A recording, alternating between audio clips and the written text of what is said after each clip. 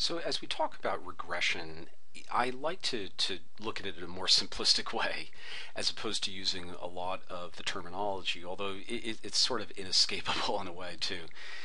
What we're looking at here are predicted values based on drivers. And I think one of the best things that you can do, again, from an analytical point of view, is go more so to the shop floor to understand what really happens at that ground level, be it in the warehouse, be it in the production manufacturing area, accounts payable area, detailed as you can.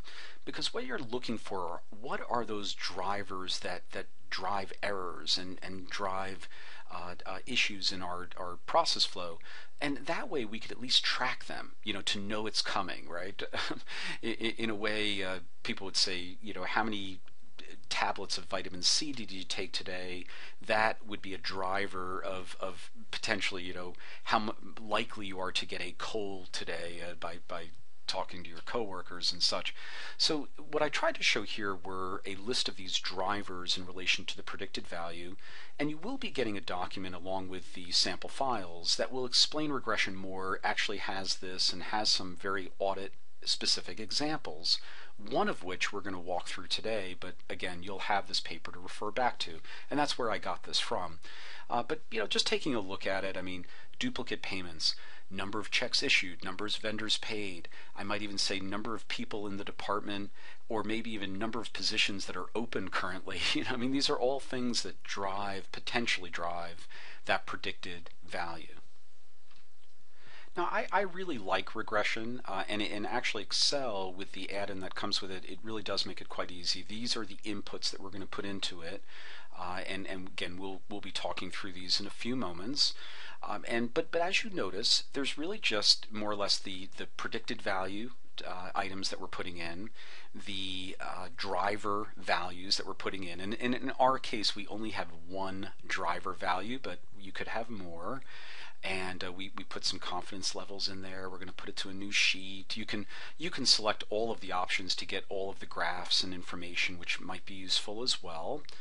And this is the result, which is a little bit hard to read, but the Excel spreadsheet that we're going to provide you is going to make it a lot easier, because it's going to more or less walk you through it piece by piece. Yet in walking through these results very quickly, I wanted to note a few of the items which I've highlighted. The R square, the adjusted R square, I tend to use the adjusted R square, and we basically want to look at the level of fit. So you may run something and say, okay, we had vitamin C and number of colds that you might get, and again, that might have a level of fit of maybe 20%. In this case, the level of fit in our example is 87%, and or actually the adjusted one is 0.79%, or about 80%. That's a very good fit to one being the highest. But again, something that like vitamin C may not have as much of an impact as something like this. And then we're going to talk about standard error, and standard error is actually the standard deviation, more in a general sense. The way that I end up calculating the standard deviation is down below, and you'll see kind of in this standard error here, where we're actually going to calculate the standard error and add that on to the regression calculation.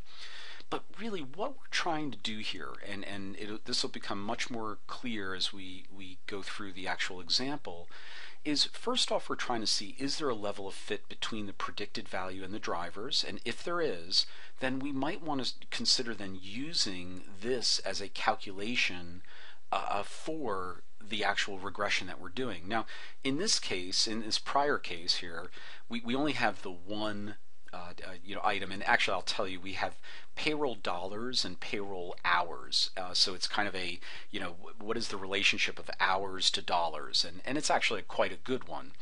Now, in our case here, we had multiple items, and I'm not going to go through this example, but it is in the document that we're going to send you, where it has multiple drivers, and as you'll see here, as we talk about these X variables down below here, these drivers, we're going to talk about how you're going to multiply this by the items to get to a final result. And so let's dive now into Excel and talk about this using an example, which is going to make all of these numbers here on this page a lot easier to work with. So in Excel, I have the number of hours, payroll expense, and then we have some other values here that we've calculated, and I'll show you how we did that in a second. But if you remember from the slide, we had B and C, and we're going to show you how that plays out. I have a few years here. This, again, fits to an article I wrote many, many moons ago, but still makes a lot of sense. And, regression's been around for many, many more moons, so that's good. And again, the variable that is going to be used to calculate payroll expense in this case is the hours. And the more items you have here, the better. I mean, if you had 10 years of data, it would be a much better analysis. You'd have a much better model to work from than having my simple, 10 items here. But with that said, it still works. So how do we do this? We go to Data, Data Analysis, and we select Regression from that list. And in our Y range, that is going to be what we are predicting. What is the predictor? And then what we are using to kind of predict that, or the dependent variables, the hours, are going to be our X. So X produces Y. I guess we can add some of these items here, and we have confidence level, and I like to put a few of those in there as well, and they're a little bit outside of our discussion today, but at least it's worthwhile taking a look at them sometimes. So we'll add them for now. But I think the main point is confidence level is good to put in, as well as your input range X and Y, which is really what we're driving at here.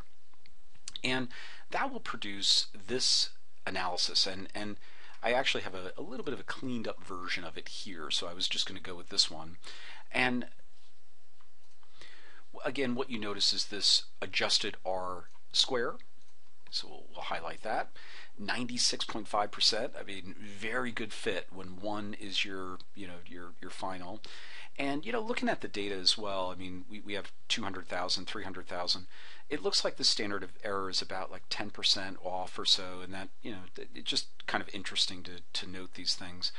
But where I'm going to focus almost all of my time now are in a couple of places, and that is the coefficient area, where this is going to calculate the expected value. And let's spend most of our time on this one.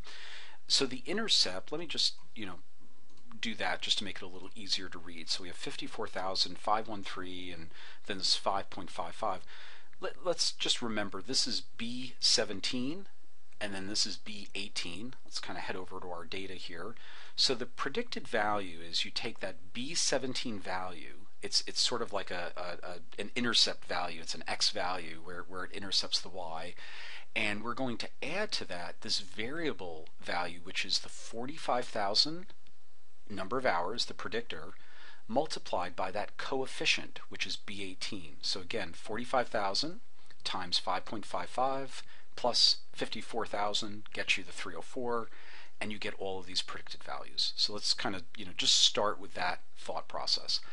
Now the predicted value to the actual is amazing. Again, the level of fit, 96, 97, you're going to see this. There are other regressions that are not going to go as well as this. And then I have an upper limit and a lower limit. And all I'm doing there is I'm taking my regression model, going back to here, and I have this upper limit here, and I have this lower limit here. And I'm doing the same calculation. I'm multiplying, I'm taking that X value, I'm then multiplying this X variable value by the 45,000 hours, and I'm getting, and again, these are all formulas that are within the spreadsheet for you to go back to. But again, it gives you that upper limit and lower limit and then predicted value. So that's going to fall in the middle. I'm rushing a little bit because I like to go to the graph that shows these, and I have a couple of graphs here. And again, it's really kind of interesting to see this and to try to understand how this plays out. So the actual data, let me just scroll into this a little bit. The actual data are the dots, and they are shown up here. And the predicted values are the blocks, and again, pretty well predicted here, so that works out quite well. And to add a trend line, what I like to do is go to my chart tools, and which is up here, and just click layout, and then you can select trend line, and there's a lot of options, but in this one I just select the linear trend line, and that provides us that linear actual data trend line for your analysis purposes. So again, this was a pretty good analysis. I like to put the table down here too to kind of show how close it is. I then did another graph, very, same data, but now I have that upper and lower limit in there with the actual, with the predicted. And our goal here is, in my opinion, is if this was, let's say, 750,000, so this is a good thing to show, predicted 300, way outside, you'll see that dot show up outside the lines. And our goal here is to find those items. I mean, to find those months of payroll, let's say in this case, that fall outside those lines and hence is beyond, say, the regression, and something that's an outlier. It just doesn't make sense. Doesn't mean that it's wrong. It just means something new happened that month in that particular area to lead to this. I think regression could be used a lot more in the planning phases of audits, especially if you're looking at an entire organization, and then going back to those driver points, thinking about some of the drivers of that area that you're looking at. They're not that hard to get some of these statistics, number of employees, number of hours, total dollars, things like that are not that hard to get your hands on. It's not like getting an entire data file. And even if it was somewhat estimated, if it was pretty close but not totally accurate, I think for the regression model purposes it would still work out, because what we're trying to identify are the real outliers here, and they're going to show up regardless. So I think that this analysis and trying to show you this quick regression, I wanted to really just impress upon you that the data analysis regression item is really not that hard to fill out. And you're filling out a few things here. The only difference would be if you had multiple X ranges. This would then be kind of a multiple range. You'd be kind of going over multiple ranges. And I do have an article that I will be sending to you as well that does go through that and actually talks about things like dummy variables and others. But again, it's a little bit outside of the discussion today, so I wanted to scope this to this one example. But hopefully you can see the value of using this, and again, not that hard to do, and it's also very interesting to see the level of fit in relation to your regression, so that you can see, if you do have a 750,000 showing up, that your predicted value is pretty good. So something is really wrong in that data. If this had an adjusted R-square of 20%, maybe because of the standard error, etc., all of that would play into it. So this lower and upper 95% would be way higher, and it would just probably again take account for it, because the error would be so great in relation to what it was calculating. But again, something to take a look at, and as long as you can get that R-square, a lot of people say over 50%. I would probably say over 70% would be a good benchmark here. As long as you can get to those levels, you should be able to get a good regression model for your analysis.